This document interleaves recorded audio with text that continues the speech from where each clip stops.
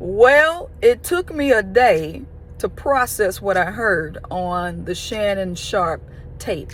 I ain't gonna call it a sex tape. I'm gonna call it a cassette tape because he is an older man. He is a southern gentleman. He was a southern gentleman in that doggone audio. It took me a minute to process what I was hearing. Let me just say, for those who have not listened to the tape, you shouldn't, okay? Just don't even worry about it. Just take what people say about it and just believe them, okay? Because I wish I could unhear what I heard. So that's what you learn about being on social media. You just don't click play everywhere, okay? You got to make sure, you got to read the comments first to see what's in there before you watch something. But I thought the interaction between Shannon and Miss Michelle, as he called her, I thought the interactions were very demure and very mindful. He was a southern gentleman. He was so respectful. That's it, Michelle. Right there, Michelle. Giving her instructions. He was not belittling her.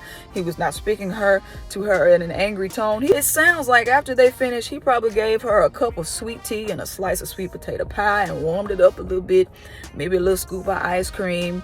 Probably had a little wet towel waiting for her and some slippers. You know, it was a very mindful, very demure, not cutesy, but a very demure, very mindful interaction until he reached his climax, okay? Until he reached the peak of the mountain. He went from a southern gentleman to a damn National Geographic grizzly bear. I don't know what happened inside him, okay, to make him let out that sound. Like a bear that you see at the Yellowstone, is that what it's called? The Yellowstone Park. Shannon was, I said, what the, is it a demon inside him? He should have been in the movie Deliverance, okay, because he got the demon sound down. Now, if I'm intimate with somebody and they start growling with me like that, I'm going to go grab my holy oil. I'm grabbing Vicks Vapor Rub. I'm grabbing everything I can to get that demon of bear up out of you, okay?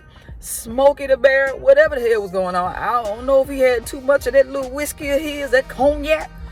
But you shouldn't be growling like that, Mr. Shannon. I don't know if it was built up or what, but that was a very scary sound, and I can't unhear it, which is why I'm telling y'all not to listen to it. Because once you hear the growl, it's going to vex your spirit. Okay, it's going to make you want to hide, call a park ranger or something. Ain't no telling what the neighbors thought. They hearing it in there like, oh my God, that woman is getting attacked. But shout out to Miss Michelle. I hope she's okay. Because I don't know what the hell Shannon transformed into by the end of their interaction.